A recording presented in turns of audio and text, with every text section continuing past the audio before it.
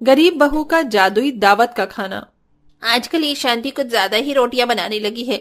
4 दिन से रोटी मुझे गाय को डालनी पड़ रही है। आज तो यहाँ आसपास कहीं गाय भी नजर नहीं आ रही है। एक काम करती हूँ, इसे यहाँ चौक पर रख देती हूँ। चौक पर गायों के खाने के लिए रोटी रखकर वो औरत वहां से चली जाती है। उस औरत के जाते ही वहां आरती नाम की एक लड़की और उसी के साथ एक छोटी मुन्नी नाम की लड़की आती है। इस वक्त यहाँ कोई नहीं है, चलो जल्दी से इस रोटी को चुरा लेते हैं। मुन्नी आरती चुपके से उस रोटी को उठाती हैं और जल्दी से उसे अपने घर ले आती हैं। ये लो भाभी, जल्दी से इसे चूल्हे पर सेक लो, बहुत जोरों की भूख लग रही है। आशा उन रोटियों को ऊपर से साफ करके अच्छे से चूल्हे पर सेक लेती है और अब पूरा परिवार वो बासी सूखी रोटी नमक और पानी के साथ खाता है। सभी की आंखों में उस सूखी रोटी को खाते हुए आंसू आने लगते हैं, लेकिन किसी के मुंह से एक शब्द नहीं निकलता। पूरा परिवार अक्सर ऐसे ही खाने के लिए तरसता। लोग अपने घर का बासी या खराब खाना घर के बाहर गाय के खाने के लिए रख देते थे। अक्सर वही खाना ये लोग सबकी नजरों से छुपते छुपाते घर लेकर आते और उसे ही खाकर अपना पेट भरते। कुछ दिनों के बाद पेट में बहुत दर्द हो रहा है माँ। मैं जानती हूँ मुन्नी बेटा, क्यों तेरे पेट में दर्द हो रहा है। खाली पेट रह रहकर तुम सबकी हालत कितनी ज्यादा खराब हो चुकी है। समझ नहीं आ रहा कहाँ से तुम लोगों का पेट भरूं। माँ, सुबह मेरे दोस्त बता रहे थे कि जो हमारे गांव में हनुमान मंदिर है ना, वहां आज दोपहर में भंडारा होने वाला है। हम लोग उस भंडारे में खाना ले आएंगे। श्याम की बात सुनकर आशा काफी ज्यादा खुश होती है। दोपहर होते ही आशा श्याम हनुमान मंदिर के पास जाकर भंडारे की लाइन में खड़े हो जाते हैं। भंडारे में उन दोनों माँ बेटे को 2-2 पूरी और आलू की सब्जी मिलती है, जिसे देख वो लोग काफी खुश हो जाते हैं। श्याम बेटा, इन 4 पूड़ियों से तो हम में से किसी का भी पेट नहीं भरेगा। एक काम करते हैं, इसे छुपाकर दोबारा से भंडारे की लाइन में खड़े हो जाते हैं। आशा श्याम पूरी सब्जी को छुपाकर भंडारे की लाइन में दोबारा खड़े हो जाते हैं, लेकिन भंडारे वाला उन दोनों माँ बेटे को आसानी से पहचान लेता है। अरे तुम लोग तो अभी आलू पूरी लेकर गए थे, अब दोबारा से आ गए। अरे भंडारा गरीब लोगों के लिए है, तुम जैसे लालचियों के लिए नहीं है। साहब, आप गलत समझ रहे हैं।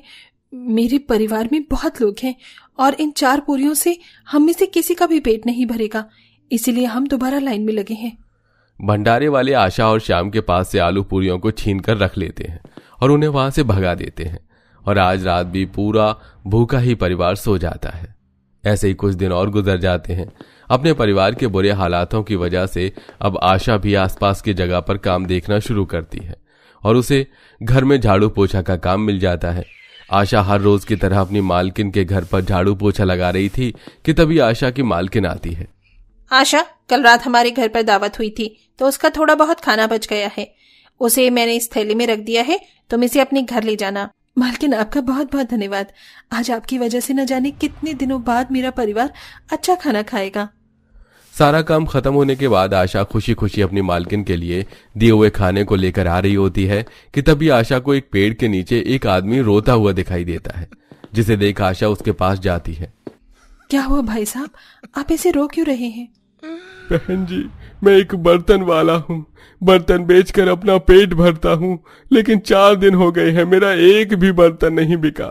आप मुझसे एक बर्तन ले लीजिए, कम से कम मैं आज कुछ खा तो लूंगा। भाई साहब, मेरे पास बर्तन खरीदने के लिए पैसे तो नहीं है, लेकिन ये खाना जरूर है।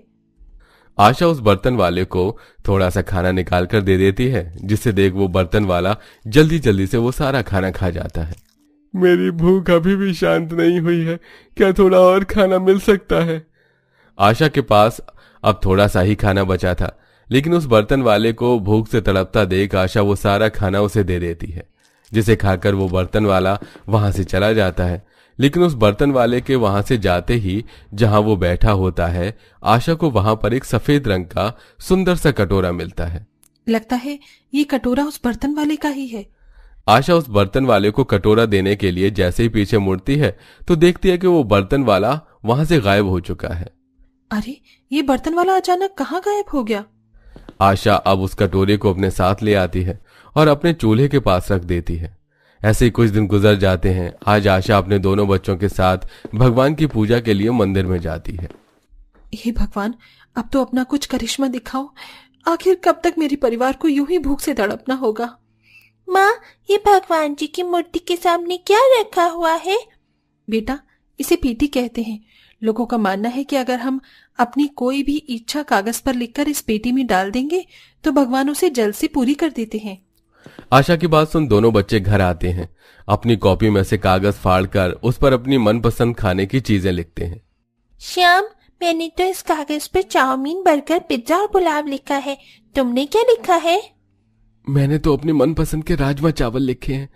अब जब हम मंदिर जाएंगे ना तो हम इन कागज को उस पेटी में डाल देंगे। इसके बाद तो भगवान जी हमें हमारा मनपसंद खाना देंगे। दोनों बच्चे कागज पर अपना मनपसंद खाना लिख उसे छुपाकर रखने वाले होते हैं कि तभी अपनी माँ को आता देख दोनों बच्चे उन कागज को उठाकर चूल्हे के पास रखे उस सफेद कटोरे में डाल देते हैं। और ऐसे ही शाम हो जाती है। सुषमा आरती दोनों बच्चों के साथ आंगन में बैठी होती है कि तभी आशा अपनी मालकिन के घर का काम खत्म करके घर लौटती है। आशा बहू, कुछ राशन लेकर आई है क्या? हाँ माँ जी, आज मालकिन ने 50 रुपए दिए थे तो उससे ये दाल खिचड़ी बनाने का सामान ले आई हूँ। सभी लोग जैसे ही घर के अंदर जाते हैं तो देखते हैं कि उनके चूल्हे के पास बर्गर, पिज्जा, बिरयानी, पुलाव जैसे खाने की चीजें रखी हुई हैं, जिसे देख वो काफी हैरान हो जाते हैं। ये खाने पीने का सामान हमारे घर में कैसे आया? मुझे तो लगता है इसे भगवान ने हमारे पास भेजा है ताकि हम लोग आज पेट भरकर खाना खा सकें। अरे श्याम, ये तो वही खाना है जो हमने उस कागज पर लिखा था। इसका मतलब माँ ठीक कहती थी। लगता है भगवान ने हमारी इच्छा को पूरा कर दिया। पूरा परिवार इसे भगवान का करिश्मा समझकर उस खाने को खाने लगता है। जिसके बाद इस कागज पर मैंने अपनी फेवरेट आइसक्रीम लिखी है। भगवान जी प्लीज उसे भी दे देना मुझे। मुन्नी उस कागज को फिर से उस सफेद कटोरे में छुपाकर वहां से चली जाती है। मुन्नी के जाते ही उस सफेद कटोरे में से एक सुनहरी रोशनी निकलती है और कागज में लिखी हुई आइसक्रीम अचानक प्रकट हो जाती है, जिससे बैठे सभी लोग देख लेते हैं। क्या आप लोगों ने वही देखा जो मैंने देखा? इस सफेद कटोरे के अंदर से ही आइसक्रीम आई है ना? इसका मतलब वो खाना भी इस कटोरे में से ही आया था। श्याम और मुन्नी सारी बात अपने घर वालों को बताते हैं, जिसे सुनकर आशा एक कागज पर दाल चावल लिखकर उस सफेद कटोरे में डाल देती है। जिसके बाद एक बार फिर उस सफेद कटोरे से एक सुनहरी रोशनी निकलती है और उन सब के सामने दाल चावल प्रकट हो जाते हैं। इसका मतलब जिस बर्तन वाले को मैंने आम आदमी समझकर खाना खिलाया था वो कोई आम आदमी नहीं बल्कि भगवान का भेजा हुआ दूध था। सभी लोग उस जादुई कटोरे को पाकर बहुत ज्यादा खुश होते हैं। जिसके बाद अब सभी एक लंबी सी लिस्ट बनाकर उसमें अपना मनपसंद खाना लिखकर उस सफेद कटोरे में डाल देते हैं और अब एक एक करके वो जादुई सफेद कटोरे से जादुई खाना निकलने लगता है। मैंने तो कभी सपने में भी नहीं सोचा था कि इस गरीब परिवार को कभी जादुई खाने की दावत भी नसीब होगी। इतना खाना तो किसी अमीर की दावत में भी नहीं होगा जितनी ये हमारी जादुई दावत में है। पूरा परिवार अब ज्यादा देरी न करते हुए पेट भरकर स्वाद लेते हुए उस जादुई कटोरे की दावत को अच्छे से एंजॉय करता है। और अब जब भी किसी का कुछ खाने का मन करता तो सभी कटोरे में पर्ची डालकर अपनी मनपसंद खाने की चीज रखकर उस कटोरे में डाल देते, जिससे वो जब चाहे अपना मनपसंद खाना खा सकते थे। माँ जी, इस जादुई कटोरी की मदद से हमने जादुई खाने की इतनी स्वादिष्ट दावत खाई है, तो क्यों ना अब हम गांव के सभी गरीब लोगों को जादुई दावत खिलाएं। आशा के घर वालों को उसकी बात पसंद आती है, जिसके बाद अब अनुज अपने गांव के सभी गरीब लोगों को जादुई दावत खिलाने के लिए इकट्ठा कर लेता है। भाई साहब, आप लोगों के तो खुद ही खाने के लाले पड़ रहे हैं और आप लोग हमें दावत खिलाएंगे। कहीं कोई खजाना हाथ लगाया है क्या? बहन जी, ऐसा ही कुछ समझ लीजिए। आशा सभी गरीब गांव वालों के लिए तरह तरह के अच्छे पकवान एक पर्ची में लिखकर उस जादुई कटोरे में डाल देती है और देखते ही देखते उनके सामने वो सारा खाना प्रकट हो जाता है। जादुई खाने की दावत खाकर सभी गरीब लोग काफी ज्यादा खुश होते हैं। अरे ऐसा खाना तो हमने कभी सपने में भी खाने के बारे में नहीं सोचा होगा। जो अमीर लोग नहीं कर पाए वो आप लोगों ने हमारे लिए किया। भगवान आपका भला करे। अपने जैसे गरीबों का पेट भरकर पूरा परिवार काफी खुश होता है। जिसके बाद अब वो जादुई खाने को ही अपने रोजी रोटी का सहारा बना लेते हैं और सारा परिवार बिना किसी परेशानी और भुखमरी के हंसी खुशी अपनी जिंदगी जीता है।